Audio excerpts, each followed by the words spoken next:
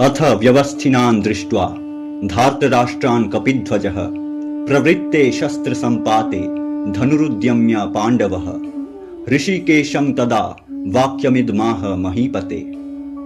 হে রাজন, তখন হাতে ধনুক তুলে তীর নিক্ষেপ করার জন্য প্রস্তুত অর্জুন ধার্তরাষ্ট্রদের যুদ্ধক্ষেত্রে সজ্জিত দেখে ঋষিকেশকে উদ্দেশ্য করে বললেন, अर्जुन उवाच सेनयोरुभयोर्मध्ये रथं स्थापयाम्यच्युत यावदेतान् निरीक्ष्येऽहं योद्धुकामान् अवस्थितान् कर्मया सह योद्धव्यमस्मिन् रणसमुद्यमे। অর্জুন শ্রীকৃষ্ণকে বললেন, হে অচ্যুত, এই রথটিকে উভয় সৈন্য দলের মধ্যবর্তী স্থানে নিয়ে চলুন, যাতে আমি আমার বিপক্ষে উপস্থিত যুদ্ধকামীদের দেখতে পাই। আমি দেখতে চাই এই রণাঙ্গনে আমাকে কাদের সাথে যুদ্ধ করতে হবে। योत्स्यमानान् वेक्षेऽहं य इत्यत्र समागताः धार्तराष्ट्रस्य दुर्बुद्धेर्युद्धे प्रियचिकीर्षवः।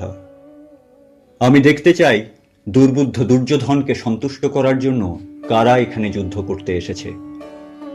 মহাভারতে বর্ণিত সংঘর্ষটি মূলত ছিল একই বংশের একই পরিবারের তুতো ভাইদের মধ্যে।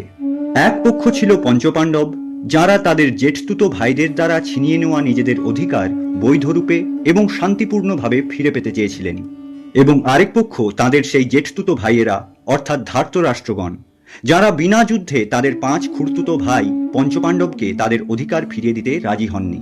তাই যুদ্ধ করতে অনিচ্ছুক থাকা সত্ত্বেও নিতান্তই নিজেদের অধিকার এবং সম্মান ফিরে পেতে অবশেষে বাধ্য হয়ে নিজেদের তুতো ভাইদের বিরুদ্ধে যুদ্ধ করতে রণাঙ্গনে পৌঁছতে হয় পঞ্চপাণ্ডবকে। উভয় পক্ষের মধ্যে যুদ্ধ ঘোষণা হওয়ার পর থেকেই যুদ্ধে নিযুক্ত এবং অনিযুক্ত প্রত্যেকটি মানুষের মনেই বহু প্রকার চিন্তার উদয় হয়। তাদের মধ্যে একজন ছিলেন তৃতীয় পাণ্ডব অর্জুনও।